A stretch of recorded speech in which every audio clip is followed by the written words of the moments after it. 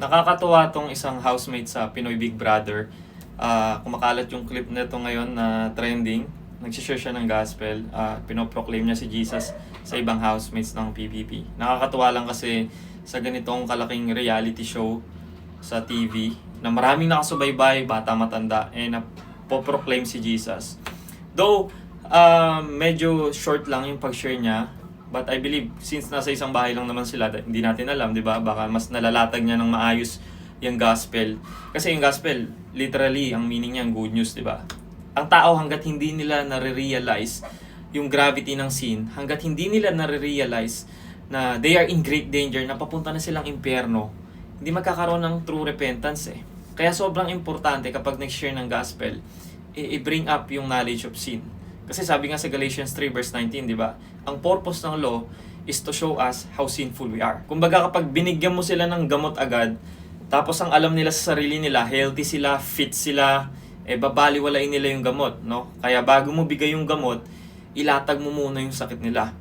Same way in the good news, di ba? Bago nila ma-appreciate yung good news, maganda po, ilatag muna natin yung bad news. But sobrang nakakagaan sa pakiramdam na makakita ng ganito. Ang name niya Charlie, based dun sa video. Nagiging salt and light siya dito sa bahay ni Kuya, no?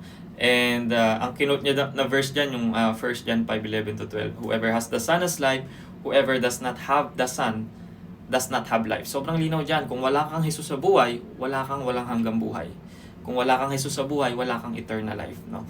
Kaya hindi ko magets yung iba na, alam niya, di ba, pag nag-share tayo ng gospel dito, galit na galit yung iba na, sino nagsabi sa yung ligtas ka na? Walang makakaalam. Naligtas na isang tao. Pinapangunawa mo ang Diyos. Sobrang unbiblical po nun. Sobrang linaw sa Bible na kapag ikaw ay nagkaroon ng tunay na repentance at nanampalataya kay Kristo bilang iyong Diyos at tagapagligtas, sigurado meron kang eternal life. And this is the promise that He made to us. Malinaw. Promise pa yan, ha? Sabi sa Bible, it's impossible for God to lie. So sabi dito, this is the promise that He made to us. Ano daw? Eternal life. So hindi ko mag-guess kung saan nyo nakukuha yung hindi pa kayo sigurado, walang sino mang tao ang nakakasigurado sa salvation niya. That's unbiblical. Wag po kayong maniniwala doon. Kaya ang makakaintindi lang yan, yung mga talagang pinanganak ng muli, yung na-born again na spiritually. Kaya pag may nagsabi sa inyo, walang makakaalam na ikaw ay ligtas na or hindi. No. Sabi sa Bible, malinaw, Romans 10:9, if you confess with your mouth that Jesus is Lord, believe in your heart that God raised Him from the dead, you will be saved. Katulad ng kinote niya, ganun din. It is clear na pwede nating malaman na meron na tayong eternal life through Jesus Christ. And that's biblical. Nakakahanga to, praise God sa buhay niya dahil mahirap mag-share ng gospel, lalo sa entertainment industry.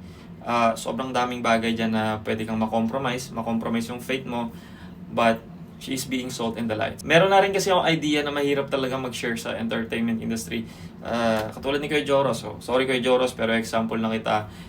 Talagang si Kuya Joros, ini-equip niya yung sarili niya. Syempre by the power of the Holy Spirit. Kasi dyan, iba't iba yung worldview dyan eh. Makakatanggap ka talaga ng persecution.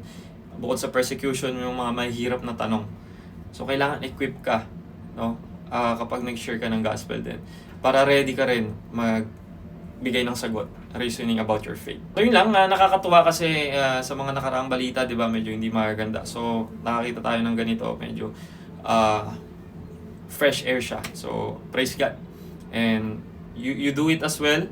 Nasan ka man, nasang lupalop ka man ng mundo, sino man yung makasalamuha mo, share the gospel. Always ask for guidance from the Holy Spirit.